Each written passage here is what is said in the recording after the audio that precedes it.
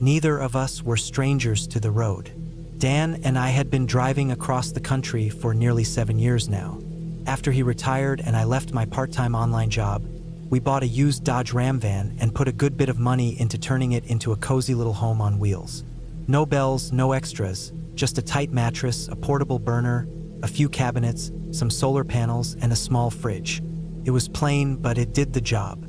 It was all we really wanted. We weren't trying to impress anyone. It was all about the road and each other. That van gave us the freedom we'd always wanted. No more motels, no stiff hotel beds, no dealing with cranky hotel clerks over early check-ins or broken AC. Just me and Dan driving across the country, mostly between Colorado and Maine, following the seasons from spring to autumn. We'd cut across the middle of the country, visit our daughter in Maine or Dan's cousins in Indiana, or his sister's family in Kansas. We kept our old paper maps covered in sticky notes and scribbles. We planned every bit of the trip: mileage, gas stops, food stops, camp-friendly spots. The kind of detailed planning only two cautious, aging parents would do. We weren't thrill seekers either. We didn't park on cliff edges or deep in the woods. We were quiet campers: Walmart, grocery store lots, church lots, or business parks on weekends. We picked quiet corners where no one noticed us. No campfires, no folding chairs outside. That's how we liked it. Over the years, we hit black ice, lost a side mirror to a speeding trucker, and once had a raccoon climb in through a skylight while we slept. But not once did we ever feel truly unsafe. Until Maine. Until that one stop at a Walmart. That one cursed parking lot in a town I still can't name on a map. I can still picture the yellow streetlights that didn't quite reach the edges of the lot. I can still hear the hum of the store's rooftop units. I can still smell the warm asphalt, the metal, the storm rolling in. We didn't ignore the warning signs, we just didn't see them. We were too familiar with the road, too sure of ourselves. That night stripped all that away. It started like 100 other nights. We rolled into town about an hour before sundown, both worn out from the long haul we just finished. Somewhere between Columbus and Silver Lake, if I remember right. We weren't running late, but we hoped to reach our daughter's house by late afternoon the next day. That meant no extra time for hunting out some perfect camp spot. We just needed somewhere flat, quiet, and technically allowed. That Walmart sat right off the highway, one of those older ones, faded sign, and a parking lot big enough for a circus. That night, it may as well have been. The lot was almost empty when we arrived. A few cars near the garden section, a big rig parked by the loading docks, but otherwise nothing. It was strangely quiet. I remember Dan murmuring, "Looks like the place cleared out." I laughed, but his words stuck with me. It did feel odd. A store that should have had cars, maybe teenagers hanging around, maybe a couple of RVs under the lights, but there was nothing. Still, we counted it as good luck. Fewer people meant less attention. We parked way in the back, behind a row of cart returns nobody seemed to use. Dan triple-checked the locks, yanked the sliding door hard to be sure it latched. I grabbed my canvas bag, he grabbed his shopping list, and we walked inside hand in hand like always. The air conditioning hit like a wall. The place was freezing, and the flickering lights overhead didn't help. Some of the ceiling tiles were stained, the shelves half empty. We quickly picked up what we needed: water jugs, trail mix, the little tuna salad packs Dan loved, and a couple of deli sandwiches. I wanted to be in and out, but Dan kept stopping to check labels and mutter about prices. We were probably inside 30, maybe 40 minutes. I still have the receipt, time-stamped 8:27 p.m. When we stepped outside, the sky was black and starless. The lot was even emptier. No wind, no birds, just the low hum of the store's vents and the semi's generator. As soon as we stepped out, something felt wrong. A chill ran up my spine like a cold thread being pulled through my back. Dan squeezed my hand and pointed toward the van. The driver's door was wide open, not just ajar, wide open. I saw a man half inside, one leg hanging out, both arms deep in our drawers. My stomach sank to the pavement. "Hey!" Dan shouted, letting go of my hand and taking off across the lot before I could stop him. I froze, fumbling for my phone, hands shaking so bad I nearly dropped it unlocking the screen. The man looked up, startled but not scared. He stood straight. He had our old camping lantern under one arm, Dan's binoculars in the other, my laptop bag slung over his shoulder. He looked at us like we were the ones in the wrong. Dan wasn't a fighter, but he was 6'2" and had that old army stubbornness in his bones. "Put our things down and walk away, buddy," he said, voice steady. "You're leaving. Now." The man just grinned. A wide, toothy grin that made my breath catch. His eyes were glassy, unfocused. He looked strung out, thin, in dirty clothes, hair hanging in greasy strings. He didn't look scared. He looked like he wasn't even fully there. I finally got through to 911, whispering the details in a panic. Walmart, back of the lot. A man broke into our van. My husband's confronting him. "Please send someone now." Dan reached for a blanket the man had dropped, and the guy lunged forward. They both shouted, words tangled up, and then they were grappling. An old man and an unstable stranger locked in a desperate struggle. The lantern smashed on the pavement, glass skidding under the van. The laptop dropped. The man kicked it aside, shoved Dan hard against the van's hood, and then, like something from a nightmare, slammed Dan's head against the metal. I heard the crack from across the lot. Dan crumpled, folding at the knees, collapsing to the ground with a sickening thud. I screamed, legs finally moving.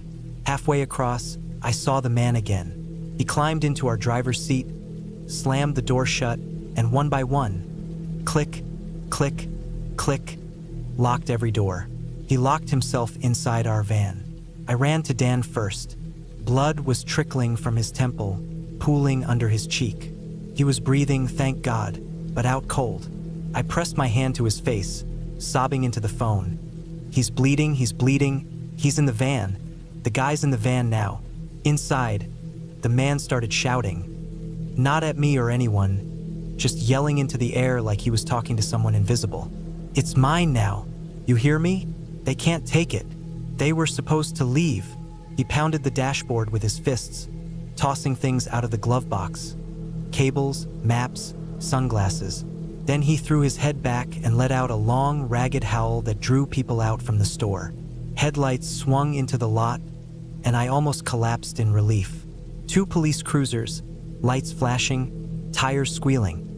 It felt like rescue had arrived. The officers didn't waste time. One rushed to Dan, the other approached the van, hand on his holster, barking orders through the cracked window. The man inside kept rocking in the seat, muttering about space, time, conspiracies, things none of us understood. "They're trapping me here," he kept saying, eyes darting around. "They made it look like a van, but it's not. It's mine. I'm almost home." I stood there shaking, Dan's blood on my hands. My husband still hadn't moved. One cop kept pressure on Dan's head, calling for an ambulance. The other pulled his sidearm, yelling, "Get out of the vehicle, now!" The man inside just screamed back. Then, just silence. For a heartbeat, we all just stood there, holding our breath. Then it erupted again. He lunged across the cab, punching the passenger side window, trying to smash his way out even though he could have just unlocked the door. 2 more cruisers pulled in, then another. 6 officers now, shouting over each other. They tried opening the doors, but he jammed them from inside, cabinets, coolers, even wedging the stove under the steering wheel. It took them 15 minutes and a crowbar to pull him out. When they did, he came out swinging, biting, clawing, spitting. It took 4 cops to pin him down. One officer shouted that he'd been bitten. I can still hear his voice. "He bit me. He bit my arm." They hogtied the man, shoved him into a cruiser, while he laughed like a villain from a cartoon. Blood smeared across his mouth. Thankfully, Dan survived. The scans came back clear, but they kept him overnight just to be sure. We ended up in a hotel the first time in years. The bed was stiff, the TV didn't work, and I barely slept. The next day, we filed charges, gave our statements, added photos to the folder I keep for emergencies. We still travel, but we don't stealth camp anymore.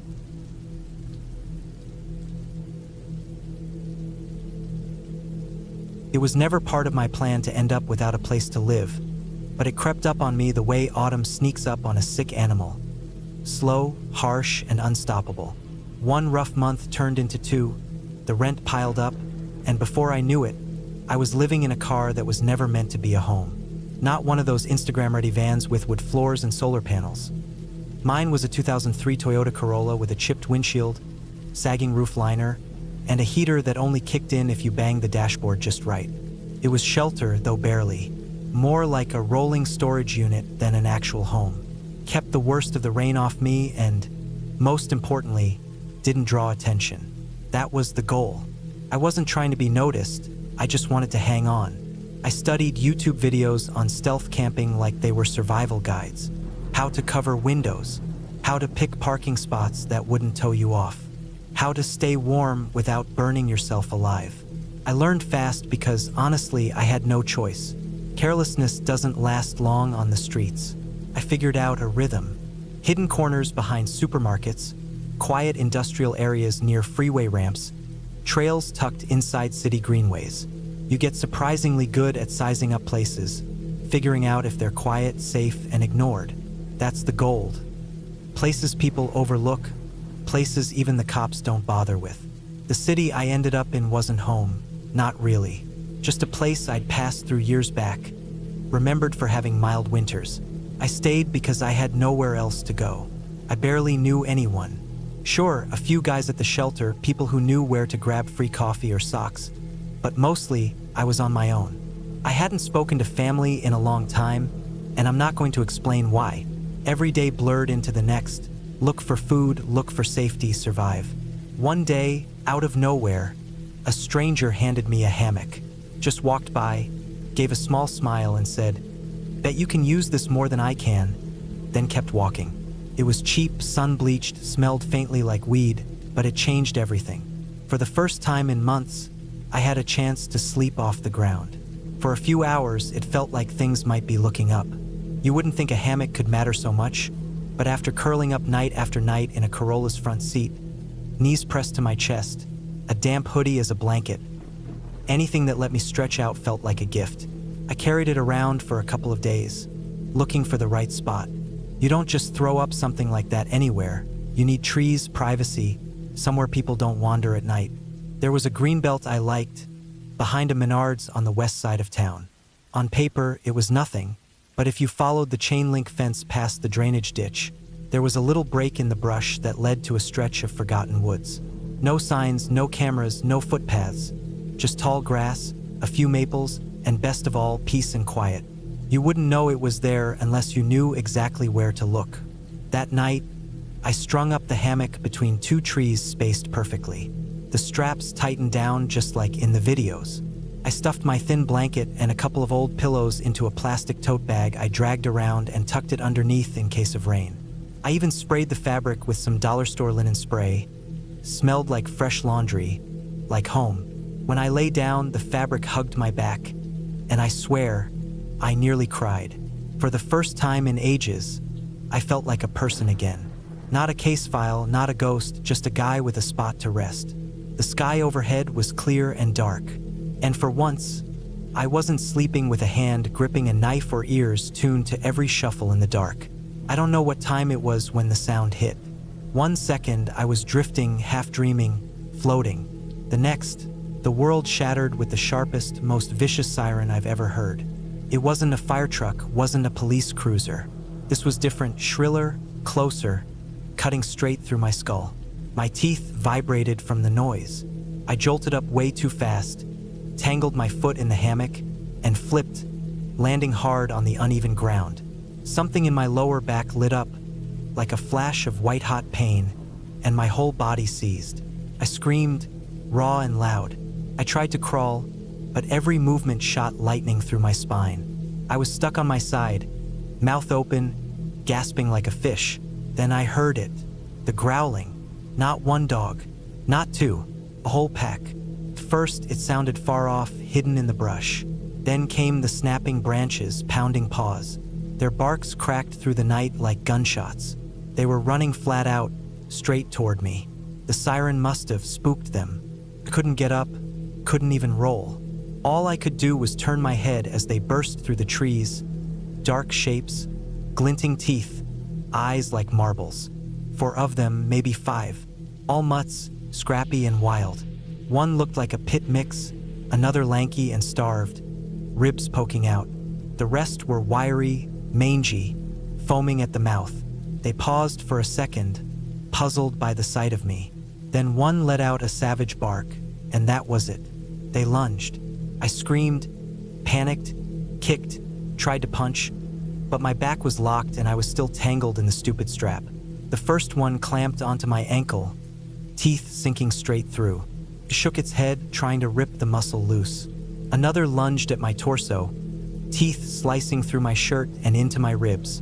One grabbed my arm, teeth grinding on bone. I heard the crack. I don't remember how long it went on.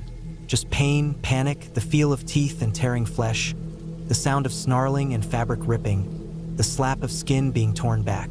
I tried to scream again and choked on it. One latched onto my hand and wouldn't let go. I watched blood spray into the air as I punched with my other fist. It barely noticed.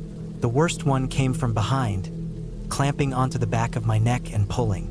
I felt something give, not just skin, something deeper. I thought I was dying. And honestly, part of me wanted to. Then, out of nowhere, voices.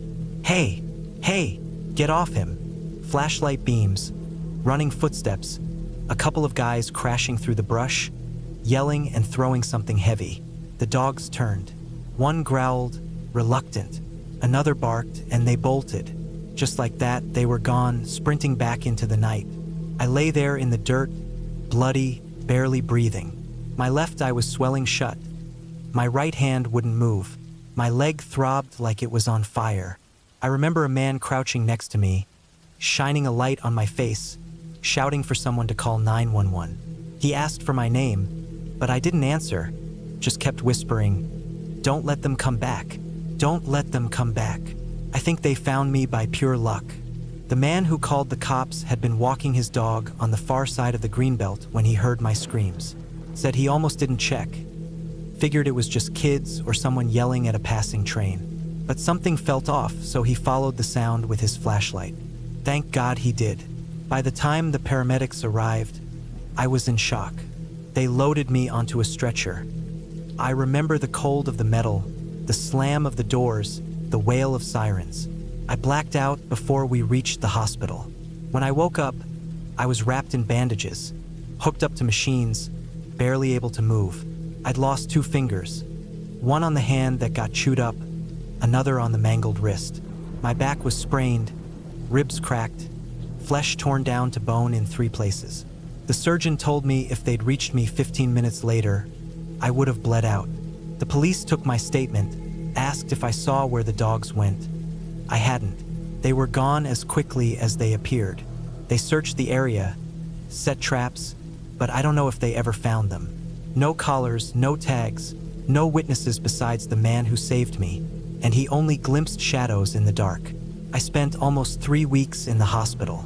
The bill was more than I could ever afford, but thankfully I didn't have to. The man who found me, he and his wife started a fundraiser. They shared my story, posted pictures, and people donated. A lot of people.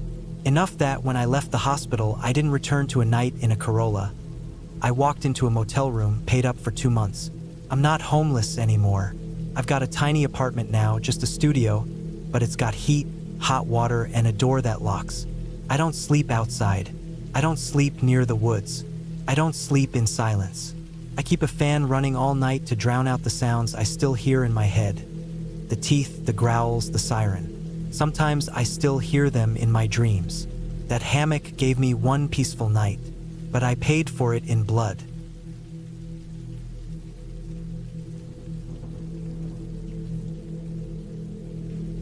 I didn't end up living in my car because I was some washed-up addict or a total failure. I didn't lose it all in a fire or gamble it away in Vegas. No, what happened to me was quieter, more boring. I lost my job about 6 months after COVID hit. The company I worked for just collapsed, and the little severance I got wasn't enough to keep my place. My landlord gave me 30 days, and after that, I was bouncing between friends' couches, and then nowhere. The dominoes fell quick after that. But the strange thing was, I wasn't flat broke. Not really. I'd paid off my car the year before everything fell apart, and I had about 40,000 saved up. More than a lot of folks ever have sitting in the bank. Sure, I could have blown it all in a year on rent, food, and constant stress, but something about spending it all on a place I could barely afford just felt like tossing it away. So I went another route. I turned my car into my home. I bought blackout curtains, pulled out the back seat and built a platform for a mattress, added some storage bins, camping supplies, a power inverter, and some coolers. I figured out how to live on about $20 a day, less if I was extra careful. I wasn't begging on the street or digging in trash cans. I was mobile, free. I told myself over and over, this is just temporary. I'll sort it out soon. Maybe I'll land one of those remote gigs, pick up freelance work, make a little on the side while I live light and see the country. Honestly, at first, it wasn't so bad. The first few months were even fun. I parked behind gyms so I could use their showers. I ate better than I ever had working full-time. I even got to see more of the country. Grasslands in Nebraska, cliffs in Arizona, rivers cutting through Wyoming. I liked being close to towns, near people. But when it was time to sleep, I needed to be out of sight. Dirt roads, dead-end streets, church parking lots after dark, little places no one thought to check. That was the key. Stay near people, but just out of view. It worked, at least until that night behind a strip mall outside a small town in Wyoming. That night wasn't much different from the others, but it's the one that changed everything. I rolled into town late that afternoon, just passing through. One of those towns you forget the name of the second you leave, swallowed up by hills and trees. Main Street was barely 2 blocks long. A liquor shop, a diner, a shut-down video store, a vape shop, and an old strip mall on the south side. That's where I ended up. I grabbed some cheap groceries, then drove around hunting for a spot to park for the night. Behind the strip mall was perfect. Half the stores were boarded up, and the few cars out front told me the rest were barely hanging on. I circled around back and found a strip of cracked pavement up against a patch of overgrown shrubs and thin trees. Not really woods, just a mess of brush, enough to hide me from the road. If you weren't looking, you'd never notice that old sedan tucked into the weeds. I parked, killed the engine, and fell into my usual routine. Locked the doors, pulled up the window covers, checked the area, ate the sandwich I'd picked up, scrolled on my phone plugged into the inverter, changed into sweats, read a few pages of an old paperback. I remember thinking how still it was, no highway noise, no dogs, not even crickets. That alone should have been a warning, but I missed it. I think I fell asleep around 10 o'clock, nothing new. Backseat mattress, pillow under my neck, phone under my leg just in case. I woke up to voices, not yelling, just normal talking. Sounded like 3 or 4 people, maybe late teens or 20-somethings, moving across the lot out front. It didn't worry me at first. A place like that might draw some local kids looking for a spot to hang out, harmless. I stayed still, just listening. They passed by without stopping. I rolled over, pulled the blanket up, closed my eyes again. I don't know how much time passed after that. 10 minutes, maybe an hour. All I know is I was jolted awake by the crash of glass and cold air. The window above my head, the passenger side, shattered inward, raining tiny shards down on me like ice. It was like someone had swung a bat right at it. My ears were ringing, heart racing in my chest. I sat up, dazed, trying to figure out what was happening. Blood ran down the side of my neck where the glass had caught me. That's when I saw them, blurry at first, just shapes under the dim moonlight. 4, 5, maybe 6 figures, all around the car, just standing there.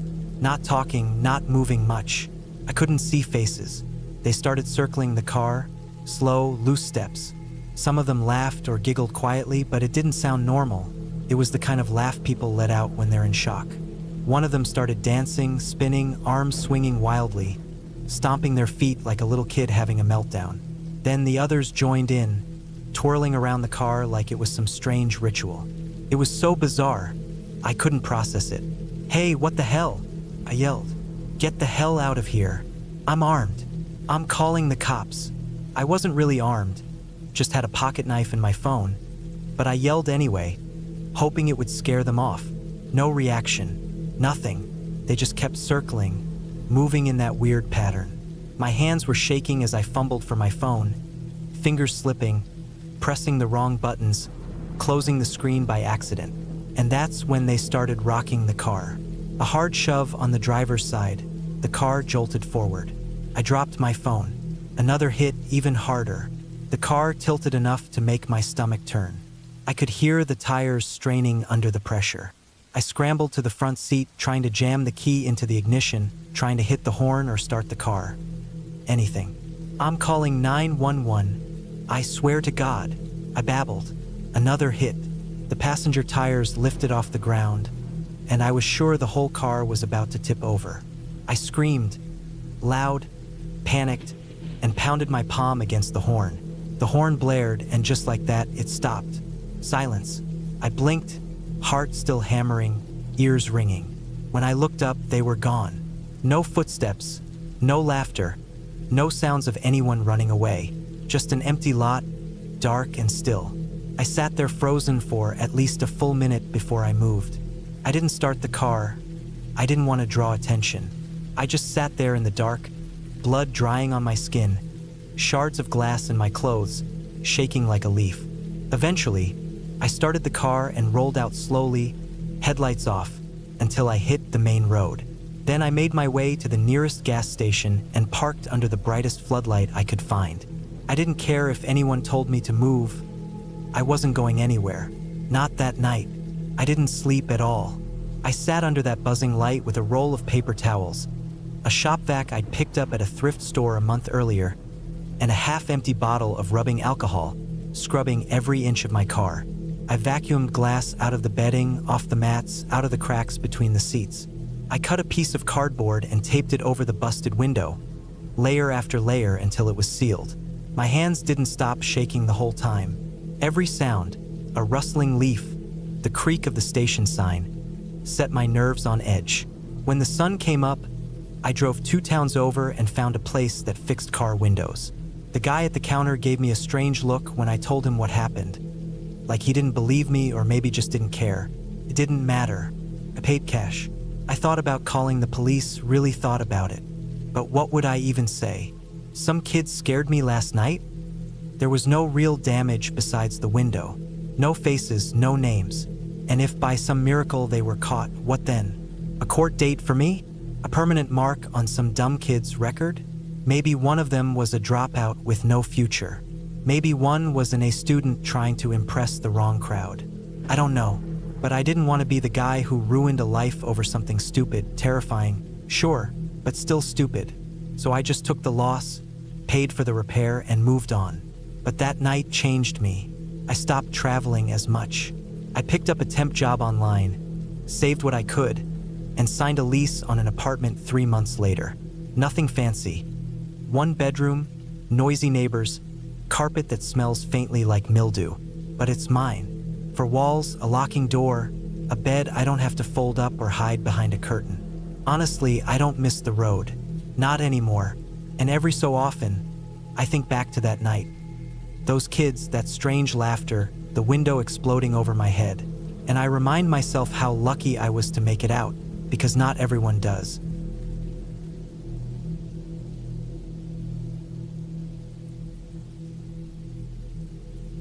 Hey everyone, I've been listening to Chills and Whispers for about a year now, and I just wanted to say thanks. You've helped me through a lot of long, lonely nights. I work the overnight shift for a small-town police department here in Ohio. I won't name which one, but it's one of those strange little suburbs that bumps right up against deep country. Most nights are quiet, that kind of quiet that makes your mind wander if you don't have something to distract it. Your podcast has kept me grounded more than once, so I figured maybe I should give back. I don't really have anything huge to share. No serial killers, no strange creatures in the woods, no hidden tunnels full of bones. Just this one odd, sad, and unsettling call from a couple of years ago. And honestly, sometimes I still wonder if it all really happened. It started with a hit and run at a fairly busy crossing just outside a housing area. One of those intersections where drivers blow through the light because they assume no one's around. But this time, someone was. A pedestrian was hit hard by a silver SUV going at least 85 miles an hour. Witnesses said it never even tapped the brakes. just tore through and vanished into one of the nearby neighborhoods like it had somewhere important to be. The victim survived, just barely. Broken ribs, shattered leg, punctured lung. While the fire department and medics worked the scene, we began combing the area. And that's when things started to take a strange turn. Out near the old canal where the real trouble was waiting for us. About 40 minutes into the search, one of our officers spotted what looked like a match. A silver SUV, dented in front, parked along the gravel shoulder near the canal. Expired plates, no one else around, but you could tell someone had been living out there. Trash scattered along the tree line, bits of tarp nailed to trees, a stack of old tuna cans, and what looked like a rough fire ring full of bones. Hopefully chicken bones. It was the kind of rough setup you see in spots where the forgotten tend to end up. We approached carefully, for patrol cars total. No sirens, no floodlights. One of those situations where you don't want to startle anyone, but you also can't afford to get too relaxed. Our dispatcher ran the tags. No stolen report, just dead registration and no valid address. We circled the SUV and found a woman sitting in the driver's seat, leaning forward and holding what seemed to be a cat wrapped in a blanket. She didn't flinch when we aimed our flashlights inside, just blinked slowly and then rolled down the window, like she'd been waiting for us. We asked her to step out of the car, and she calmly said she couldn't. Said the cats would escape. I remember that line so clearly. Her voice was soft, almost gentle, like she was sorry for a mess she just couldn't clean up. If I open the door, the babies will run away. We didn't see any weapons, and the SUV was stuffed full, blankets, trash, pet carriers, empty cups, and who knows what else. After some careful back and forth, two of us went hands-on. I opened the driver's side door and asked again for her to get out. She smiled and said, "Only if you're going to marry me." I asked her to explain, and she giggled and reached up to lightly touch the sleeve of my jacket. We got her out without a fight, though not without some strange moments. She kept trying to hold hands with all of us, even asked one of my partners if he wanted to have babies in the woods, and kept mumbling about energy waves and cat spirits. It was pretty clear she was deep into some kind of mental crisis. We cuffed her, got her into the back of a patrol car, and started processing the scene. And that's when it really got bad. Inside the car was a biohazard nightmare. Cat litter covered the floors, the seats, even the dashboard like someone had dumped it by the bucket. Feces smeared into the carpet. The smell was overpowering, almost chemical. Rotten food everywhere. And the cats, at least 6. 2 were barely alive. The others weren't. One was curled stiff on the passenger side floor. Another was decomposing in a crate wedged behind the seat. Then we found the blood. A towel, soaked through, bundled near the emergency brake. It looked like it had been used to cover or pack a wound.